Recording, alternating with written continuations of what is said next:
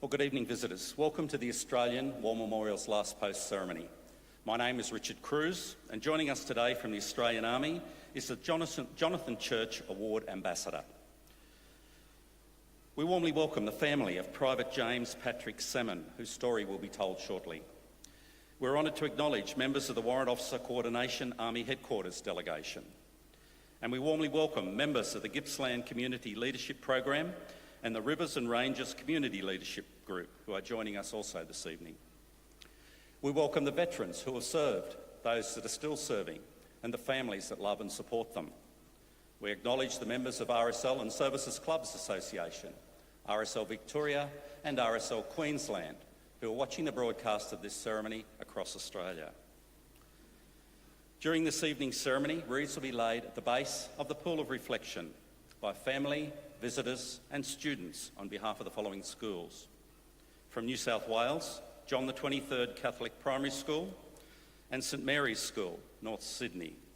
And from Queensland, Fairholme College Secondary Department from Toowoomba. Australia's Federation Guard is a tri-service ceremonial unit of the Australian Defence Force. They provide a ceremonial presence at civil and military events and during visits to Australia by foreign dignitaries.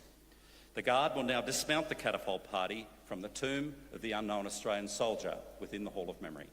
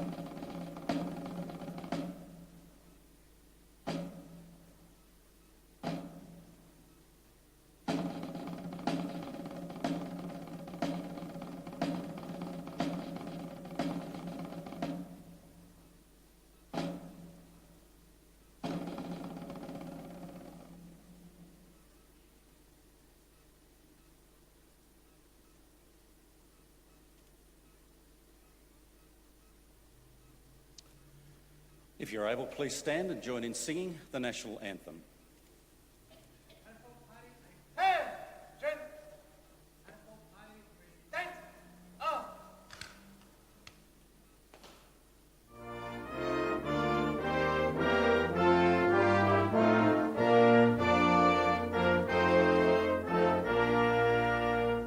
Australians, oh, let us rejoice, for we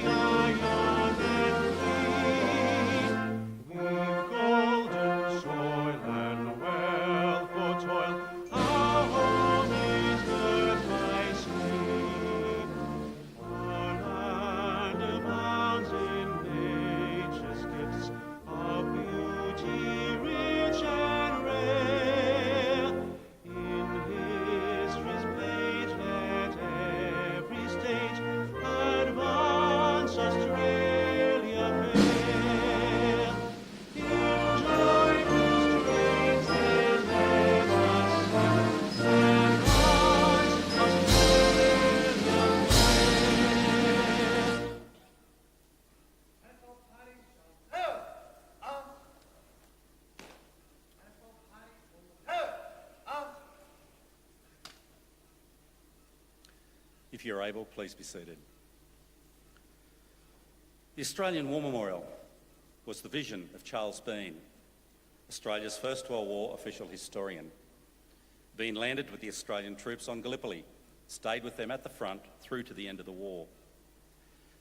The idea of this national memorial and museum came to him at Pozières, France, in the depths of the bloody fighting of 1916. Bean's idea was that this would be a place where families and friends could mourn loved ones buried in faraway places. It would also be a place that could help all Australians understand what these men and women had endured and what they had done for us. Bean's vision, to which we remain true, is best expressed as inscribed in the entrance to the memorial's galleries. Here is their spirit, in the heart of the land they loved, and here we guard the record which they themselves made. Tonight we'll read the story behind just one of those on the Roll of Honour, which lists the names of more than 102,000 men and women who have given their lives for us in war and operations for more than a century. But first we present a lament, Flowers of the Forest. Reeds and floral tributes will now be laid at the base of the Pool of Reflection.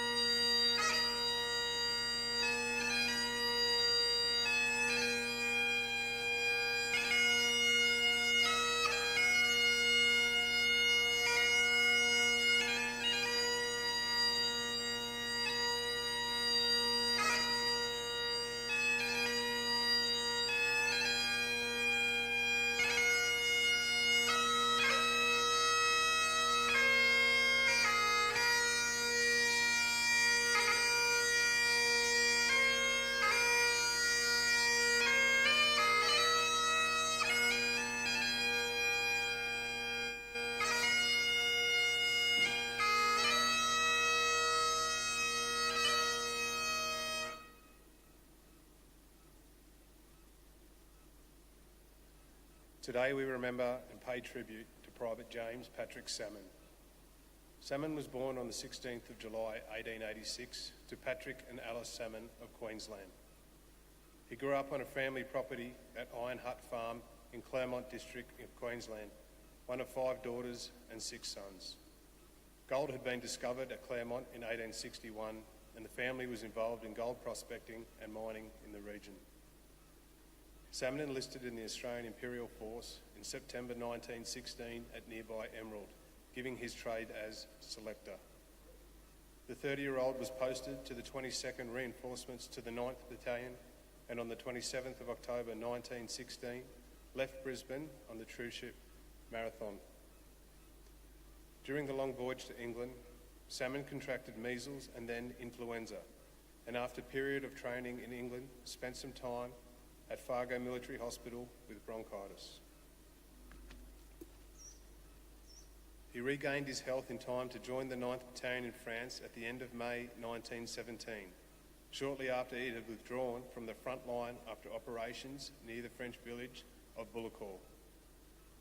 The 9th Battalion did not participate in any major operation for some months, instead undergoing extensive training and holding the front line in quieter sectors. In early 1917, the 9th Battalion took up reserve positions on the Westhoek Ridge in Belgium. Not far from their location, Australian forces launched an attack that became known as the Battle of Broodsider Ridge. The 9th was not called on to support the operation, but their position close to the front line left the men in danger from German artillery. At some point on the 5th of October, Private James Sammon was killed in action. Little is known of the manner of his death, although it was likely the result of artillery fire. If he was buried, his grave was never found. Today he is commemorated at the Meningate Memorial in Ypres alongside some 6,000 Australians who were killed in Belgium but have no known grave. He was 31 years old. His name is listed on the Roll of Honour to my right, among almost 62,000 Australians who died while serving in the First World War. His photograph is displayed today beside the pool of reflection. This is but one of many stories of service and sacrifice told here at the Australian War Memorial. We now remember Private James Patrick Sammon, who gave his life for us, for our freedoms, and in the hope of a better world.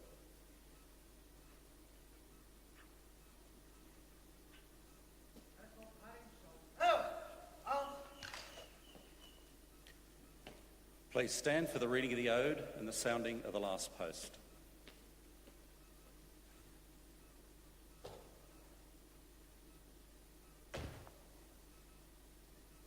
They shall grow not old, as we that are left grow old. Age shall not weary them, nor the years condemn. At the going down of the sun and in the morning, we will remember them. We will remember them.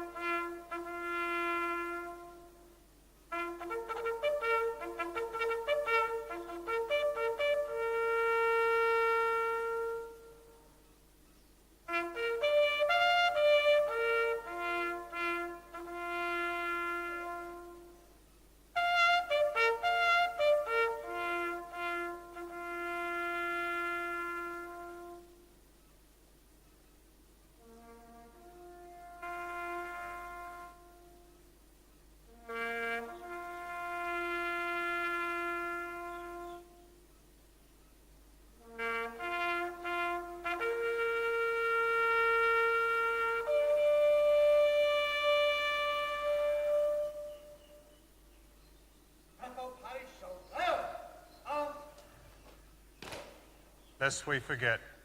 Lest we forget.